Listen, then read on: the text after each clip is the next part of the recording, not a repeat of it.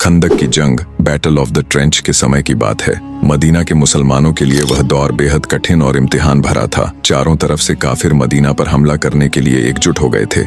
उनसे मदीना की हिफाजत करने के लिए अल्लाह के रसूल हजरत मोहम्मद और उनके सहाबा ने मदीना के चारों ओर एक बड़ी खाई खोदने का फैसला किया। रेगिस्तान की सख्त चट्टानों को काटकर खाई खोदना कोई आसान काम नहीं था। ऊपर से मदीना में उस समय खाने की बहुत कमी थी। सहाबाओं के घरों में खाने को कुछ भी नहीं था। भूख की वजह से कई सहाबा अपने पेट पर पत्थर बांधकर मिट्टी खोद रहे थे। खुद रहमतुल्लिल आलमीन, जिनके इशारे पर दुनिया की सारी नेमतें हाजिर हो सकती थीं, वह भी अपनी उम्मत के दुख में शरीक होकर अपने पेट पर 2 पत्थर बांधकर कुदाल चला रहे थे। इसी खाई खोदने वालों में एक नौजवान सहाबी थे जिनका नाम हजरत जाबिर इब्न अब्दुल्लाह रदियल्लाहु अन्हु था। उहुद की जंग में उनके वालिद शहीद हो गए थे और जाबिर रदियल्लाहु अन्हु पर अपनी 7 बहनों की जिम्मेदारी थी। वह अपनी भूख भूलकर काम कर रहे थे, लेकिन अचानक उनकी नजर अल्लाह के रसूल पर पड़ी।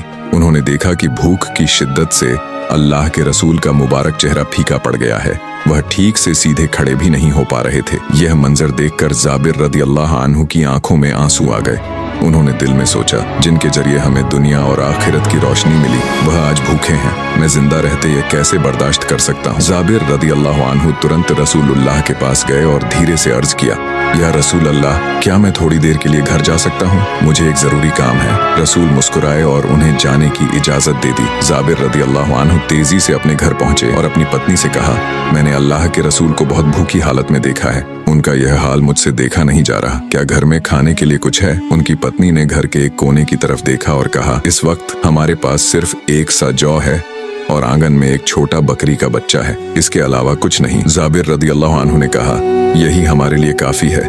उन्होंने तुरंत बकरी के बच्चे को ज़बह किया और मांस तैयार करने लगे। उनकी पत्नी जौ पीसकर आटा गूंदने लगी, लेकिन दोनों जानते थे कि यह खाना मुश्किल से 4 या 5 लोगों के लिए काफी होगा। जब खाना लगभग तैयार हो गया तो जाबिर रदियल्लाहु अन्हु दोबारा खाई के मैदान में पहुंचे। उन्होंने बहुत धीरे से रसूलुल्लाह से कहा, या रसूल अल्लाह, मेरे घर थोड़ा सा जौ की रोटी और बकरी का गोश्त तैयार हुआ है। आप अपने साथ सिर्फ 4-5 खास सहाबियों को लेकर चलिए। खाना बहुत कम है। जाबिर रदियल्लाहु अन्हु चाहते थे कि कम से कम रसूल और कुछ सहाबी पेट भरकर खाना खा लें, लेकिन 2 जहां के सरदार सिर्फ अपने बारे में सोचने वाले नहीं थे, वह पूरी उम्मत के रहबर थे।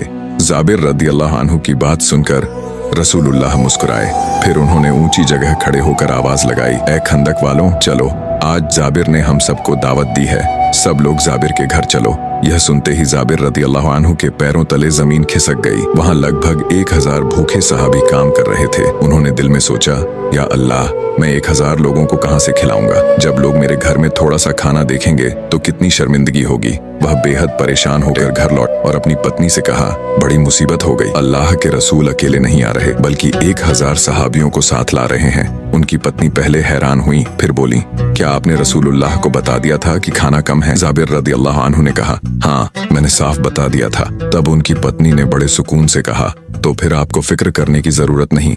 अल्लाह के रसूल जो कर रहे हैं वह अल्लाह के हुक्म और इल्म से कर रहे हैं। अल्लाह और उसके रसूल बेहतर जानते हैं। कुछ ही देर में रसूलुल्लाह 1000 सहाबियों के साथ जाबिर रदियल्लाहु अन्हु के घर पहुंच गए। घर में दाखिल होने से पहले आपने फरमाया, जब तक मैं ना आऊं, देगची को चूल्हे से मत उतारना और रोटियां बनाना शुरू मत करना।